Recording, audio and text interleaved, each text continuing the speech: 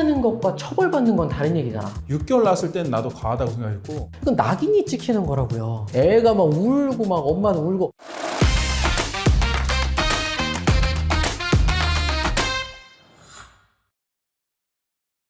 오늘은 배재고 관련해서 얘기를 해볼게요. 사건 흐름을 이제 정확하게 이해를 하기 위해서 말을 하면 5.18 스타벅스 사태라고 해야 되나? 문제가 있었죠. 그래서 탱크데이 논란이 있었고 탱크데이라는 텀블러 행사 홍보를 하면서 책상에 탁 탱크데이 이게 이제 5.18 날짜와 맞춰가지고 광주 민주화 탄압 연상시킨다 해가지고 뭐 난리가 났었죠.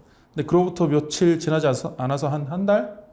지나가지고 이제 배재고 사건이 난 겁니다. 배재고와 광주 제1고 사건에서 가야지 스타벅스 가야지 뭐 하고 뭐 탱크데이 막 놀리는 거를 하다 보니까 형사 절차도 진행이 됐다고 그거는 이제 무마가 됐고 불송치 방침으로 끝나버렸고 6개월 징계에서 1개월 징계로 감경이 돼가지고 배재고가 8월 봉황대기 출전이 가능해져가지고 학생들이 그래도 좀 덜 징계하게 됐다. 배재고를 봄에 있어서 징계를 하냐 안 하냐를 놓고 이제 얘기가 많았는데 사전에 김 변호사는 징계를 아예 안 해야 된다고 얘기를 했잖아요. 네. 나는 징계는 그래도 해야 된다는 입장이었고 그걸 가지고 얘기를 해보자고. 정치 성향을 떠나가지고 이 친구들이 잘못한 거에 대해서는 저도 동일하게 생각을 하는데 사실 이게 지금 이렇게 정부에서 나서가지고 징계까지 해야 되는 사안이 맞는가?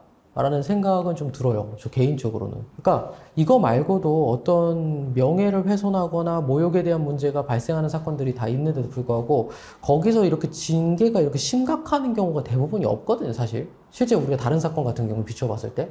그러면 그 전에 이 사건을 모욕으로 처리하려고 했다가 지금 안 된 거잖아요. 그거에 대해서는. 이게 모욕이 되나도 저는 의심스럽긴 해요. 경찰에서 실제로 광주제일고에서 그 배재고 학생들의 합의를 받아들였고 이제 사과를 받아들여서 어쨌든 처벌을 원하지 않는다는 의사를 표시해 준 건 맞잖아요. 네. 그러니까 저는 이거 광주제일고에서 되게 대승적으로 잘해주셨다고 생각을 해. 네. 근데 만약에 정말 만에 하나 이런 행동을 하지 않았다 하더라도 이게 집단에 대한 명예훼손이 해당할까 싶은 거죠. 우리가 사실 집단에 대한 거는 특정된 것이 아닐 경우에는 누군가에 대한 집단 명예훼손은 우리가 인정하지 않는 게 맞는데 그러면 저는 이게 끝까지 간다 하더라도 사실상 불송치되는 게 맞다라고 판단하거나 아니면 혐의 없음 처분으로 끝나는 게 맞다고 생각을 하거든. 그러니까 처음부터 죄가 되진 않을 거고 도덕적으로 그 친구들의 잘못을 따져야 되는 문제였는데 이걸 이렇게까지 형법적으로 가야 됐어야 되는 문제인가 싶은 거죠, 이게. 근데 이런 사건 나왔을 때 항상 문제가 어떤 문제가 발생했어요. 그럼 형사 고소를 하고 형사 고소를 했을 때에 이 형사 절차가 진행 중에 징계가 먼저 때려져 나오고 항상 이 패턴이잖아요. 사실은. 그 다음에 형사 결과는 한참 뒤에 나오기 때문에 징계는 징계대로 먼저 때려 맞은 상태에서 진행이 되고. 근데 이 사건은 아마 이게 이슈가 안 되고 그냥 조용히 갔는데 형사 고소부터 되고 징계가 나오고 했으면은 아마 징계 양정이 더 줄어드는 일이 없었을 수도 있을 거라고 생각해요. 통상 사건이었으면.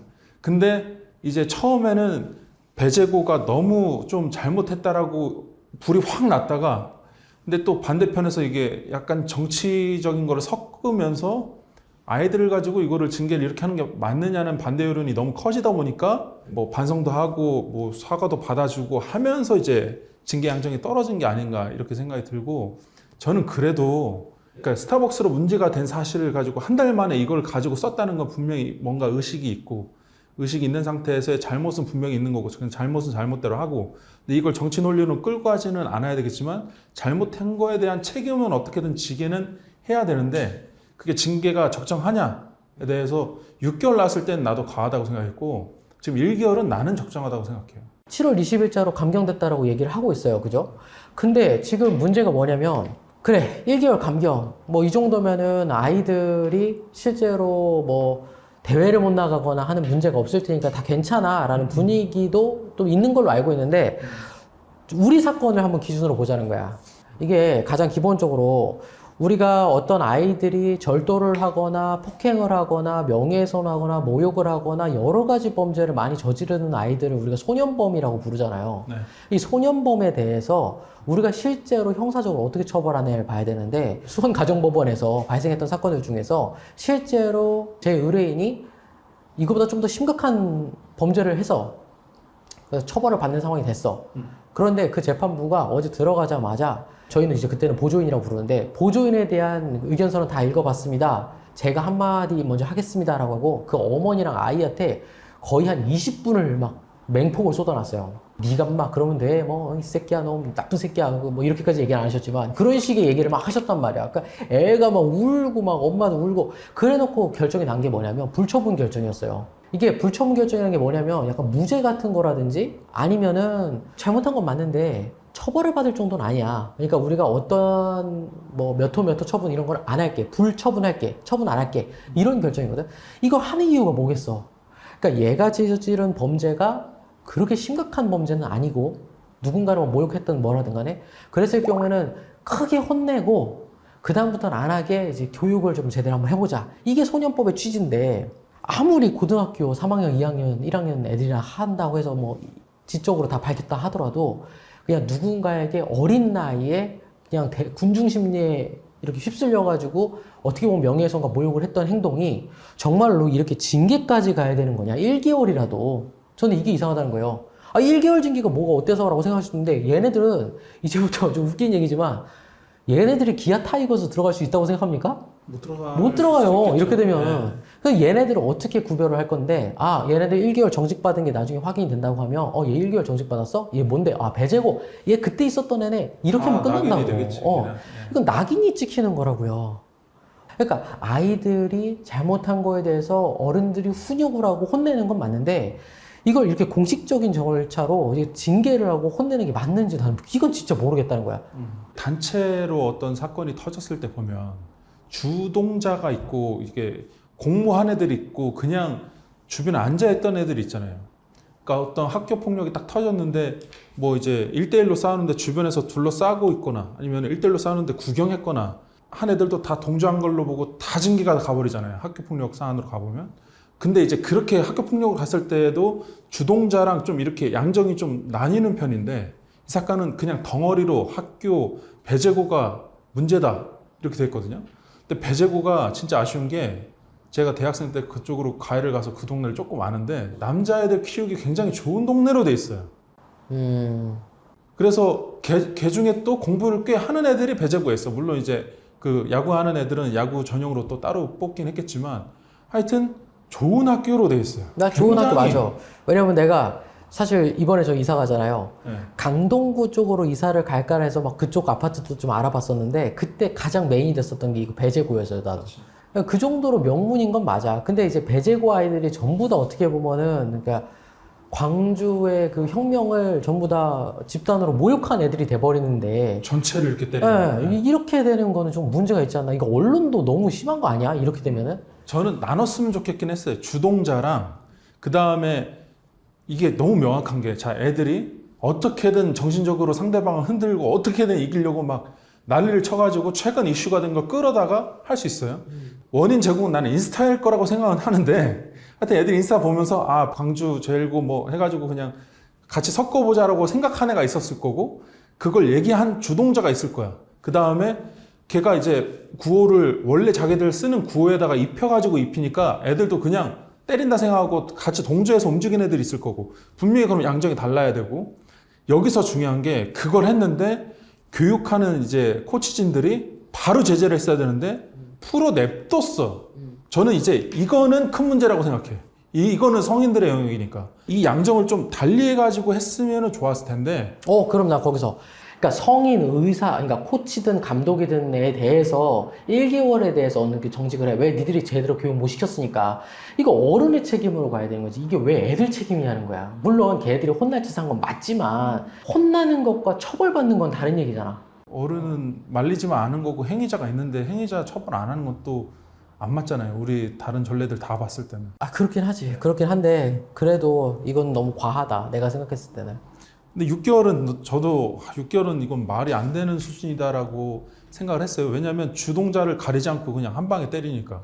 근데 배제고가 막 사과를 연속으로 하고 또 제일고가 받아주고 하는 그 과정이 있었기 때문에 아마 양정이 떨어지고 뭐 형사처분도 그냥 없어지고 이렇게 가긴 했을 텐데 그런 과정에서 이러한 어떤 정치적인 거 아니면 조롱, 비하 지역 뭐 이런 거는 진짜 큰 문제다라는 스포츠의 어떤 인식을 찍어주긴 해야 되니까 징계는 하긴 해야 되고, 그럼 학생을 나눠야 되는데 나누면 또 누군 넣고 누군 낳는데 이걸 어떻게 정확하게 할 거냐라는 입장에서 전체적으로 그냥 1개월 정도로 조정이 된 거는 그나마 다행이라고 생각하고, 그 정도는 적정하다고 나는 생각하는 거죠. 어쨌든 저는 이제 제 사건을 기준으로 얘기할 수밖에 없는데, 실제로 법원에서나 아니면 검찰에서나 경찰에서도 마찬가지로 누군가가 사건이 발생을 했을 때 이게 정말 혼을 내야 될 문제인지 아니면은 정말 처벌을 해야 될 문제인지는 그 사람들도 계산을 하고 결정을 한단 말이에요. 그러니까 그런 거 다 비추어 봤을 때 언론에 있는 사건 아니면 정치에 대한 뭐 이런 사건으로 오히려 아이들이 조금 너무 심한 타격을 받은 게 아닌가라는 좀 아쉬움이 많이 남기는 해요. 그러니까 어른들 싸움에 오히려 아이들이 껴들었다라는 생각밖에 안 들어요. 그렇다고 해서 제가 지금 미리 말씀드리지만 얘네들이 잘했다는 건 아니에요. 우리가 인종차별하면 안 되는 거고, 어떤 특정한 사건에 대해서 피해자에 대해서 비난하거나 뭐 이런 게 하면 안 되는 거에 대해서는 이거는 초등학교 때부터 다 배워왔던 건데, 그걸 못했어? 라고 하면은 그래, 이건 잘못했어. 그런데 한번 봤을 때 아까 이 변호사님 잠깐 얘기했던 것처럼 걔네들의 멘탈을 흔들기 위해서 그렇게 조롱을 하고, 그러니까 스포츠맨십에서 나오면 안 되는 거지만 어쨌든 스포츠하는 과정에서 약간 과열된 열기 속에서 나왔다라고 한다면 애들이 아직 철이 없고 정신머리가 좀 제대로 안 박혀서 그랬다. 그러니까 대신 이번에 크게 혼을 내고 훈육하는 과정이 좀 있어야 되지 않을까? 그러니까 여기까지가 이제 제 생각이었던 거죠. 최근에 이제 연속으로 불거져서 그런 건데, 스타벅스 문제도 있고 이거 배제구 문제도 있고, 얼마 전에 롯데자이언트 그거 알아요? 롯데자이언트 노진혁 선수 등짝에다가 노진혁인데 노무한박수 이렇게 자막을 붙여서 달았어. 뭐야? 그러니까 이런 이상한 놈들이 아직도 많은 거예요, 이 세상에. 이 자막 쓴 사람 잘리고 그냥 끝났을 거예요. 그러니까 우리가 그냥 통상적으로 말하는 일배 막 조롱하는 문화가 숨어 있는 게 아직도 꽤나 사회에 있다는 게 노출이 된 거긴 해요, 사건으로. 근데 이걸 가지고 말했듯이 정치적으로 섞어가지고 이제 언론이 갖다 때려버렸잖아요. 근데 이제 이런 상황이 되면은 이 협회에서도 징계를 안 하긴 어려웠을 거예요. 언론에서 이렇게 난리인데 징계를 안 해버리면은 이게 그냥 뭐 잘못 안 하고 사과하고 반성하면 그냥 봐준다 하고 그냥 넘어가는 게 됐을 거기 때문에, 그래서 한번 딱 경종을 울릴 필요는 있었다는 생각이 드는 거고, 근데 여기서 이거를 정치 진영 문제로 끌고 가가지고 이거를 언론에서 이렇게 때려버리면 배제고 학생들이 아마 정신적으로 굉장히 힘들었을 거예요. 우리가 언론 사건도 많이 대응해보면 알지만 일반 사건이랑 이제 차원이 다르잖아요. 이제 심리적인 이 압박감이. 그쵸. 그리고 이분들은 아예 애 하나 인생이 다 걸려 있어요, 거기에. 그러니까 6개월이었으면 아마 어마어마하게 힘들었을 거예요, 이 사건 때문에. 그래서 이렇게 다른 거랑 엮여서 하는 것보다 좀 이 일에만 집중하고, 이 일에 근데 징계 양정을 좀 세분화하고, 세분화가 안 되는 사람들은 징계 양정을 안 하거나 완화하는 게 맞았을 거라는 생각은 들고, 말했듯이 징계를 다 안 하더라도 주동자는 색출하고 지도자는 색출해가지고 이분들은 징계는 나갔어야 되는 게 맞지 않나 인 거고, 근데 그 절충안으로 1개월 정도면은 그래도 좀 노력하고 적정히 손을 본 것이다, 이렇게 생각은 들어요, 저는. 그러니까 이거에 대한 판단은 어쨌든 가치관 판단의 문제니까 이게 더 이상 뭐 왈가왈부할 필요는 없는데, 저는 사실 변호사잖아요. 그 변호사 입장에서는 어떻게 보면은 가해자를 변호하는 경우가 더 많다 보니까, 그러니까 저도 약간 법에 좀 경도돼서 그렇게 얘기하는 걸 수도 있긴 한데, 어쨌든 제가 생각했을 땐 좀 세다가 제 결론입니다. 오늘은 이제 배제고 사건 관련돼가지고 한번 이야기 해봤고요. 그냥 저랑 이 변호사가 이제 밥 먹다가 이거 가지고 한바탕 해가지고 오늘 야 이거 한번 이럴 거면 카메라 들고 한번 촬영해보자 해서 이렇게 좀 촬영을 해보게 됐습니다. 뭐 다음번에도 좀 이슈 있으면은 이제 밥 먹다가 뭐 이슈 발생 되면은 한번 다시 촬영을 해보고 변호사들은 어떻게 생각하는지도 한번 정리 한번 해보도록 하겠습니다. 결국 인스타 문제야. 인스타를 막아버려야 돼. 나중에는 인스타 저 막는 게 맞을 것인가에 대해서 한번 이야기 해보는 걸로 하고 오늘은 배제고는 여기까지만 합시다. 그래요. 네.